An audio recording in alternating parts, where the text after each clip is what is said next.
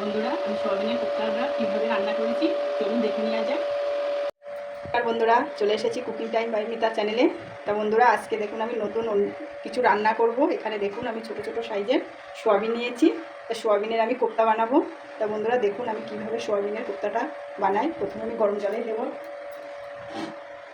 দেখুন আমি একটু বেশি করে জলটা গরম করে নিয়েছি, তাতে সোয়াবিনটা একটু ভালো সিদ্ধ হয়ে যাবে। এখানে আমি এক বাটি সোয়াবিন নিয়েছি। দেখুন এক্ষুনি ভিজে বেশ বড় বড় সাইজেরই হয়ে যাবে। এটা গরম জলেই দিতে হবে একটু, তাহলে সোয়াবিনের যে একটা গন্ধ ভাবটা কেটে যাবে। এই যে বন্ধুরা দেখুন আমি সোয়াবিনটা মিক্সচারে গ্রেড করে নিয়েছি। এই যে দেখুন একদম গুঁড়ো গুঁড়ো হয়ে গেছে। এখানে আমি 2 চামচ বেসন দেবো, স্বাদ মতো লবণ দেবো, চিনি দিয়ে দেবো,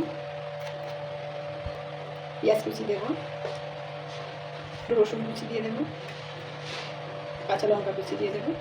ভালো করে হাত দিয়ে একটু মাখিয়ে নিতে হবে। তো বন্ধুরা আমি একটু হলুদ গুঁড়োও দেবো, আপনারা চাইলে দিতেও পারেন নাও পারেন।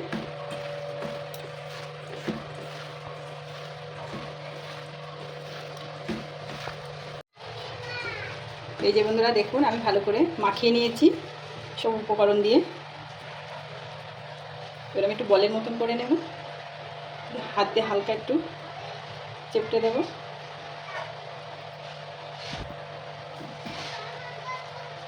এইভাবেই আমি সবগুলো বানিয়ে নেব।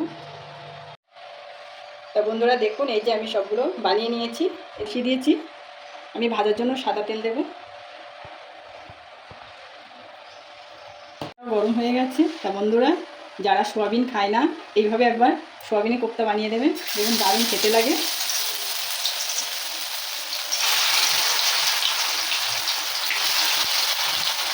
এই বন্ধুরা দেখুন আমার সবগুলো ভাজা হয়ে গেছে, একদম প্রায় ডালি করার মতনই হয়েছে। আমি এই তেলে সর্ষের তেল দিয়ে দেবো। এখন বন্ধুরা কী কী মশলা যাবে, এখানে টমেটো গ্রেট করা আছে, এখানে কাজু পোস্ত বাটা আছে, এখানে জিরে বাটা আছে, এখানে আদা রসুন বাটা, এখানে শুকনো লঙ্কা বাটা আছে, এবং গোটা গরম মশলা ফোড়ন দেবো। আদা রসুন বাটা দেবো, জিরে বাটা,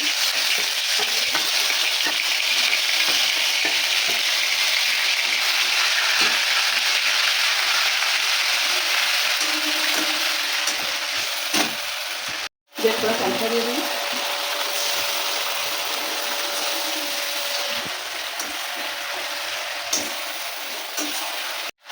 লবণ দিয়ে দেবো, হলুদ গুঁড়ো। মশলাটা ভালো করে আমি একটু কষিয়ে নিয়েছি। কাজু পোস্ত বাটাটা দিয়ে দেবো। দেখুন বন্ধুরা দারুণ একটা কালার এসছে, দেখুন এই যে।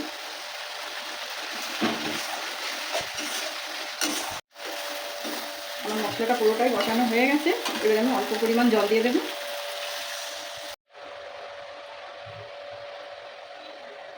এবার সোয়াবিনের বড়াটা দিয়ে দেবো।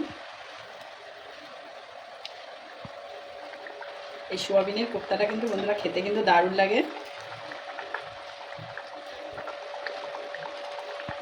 তো বন্ধুরা এবার আমি একটু ঘি দিয়ে দেবো, ঘিটা তো অবশ্যই দিতে হবে। তো বন্ধুরা দেখুন আমার সোয়াবিনের কোপ্তাটা রান্না হয়ে গেছে, ঢেলে নেবো এবার আমি।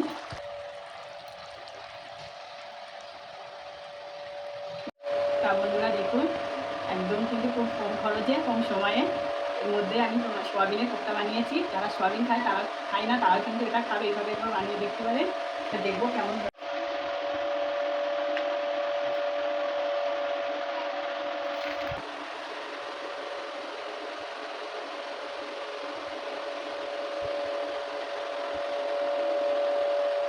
সত্যি বন্ধুরা সোয়াবিনের কোপ্তাটা এত সুন্দর যে লাগে আমিও কিন্তু জানতাম না।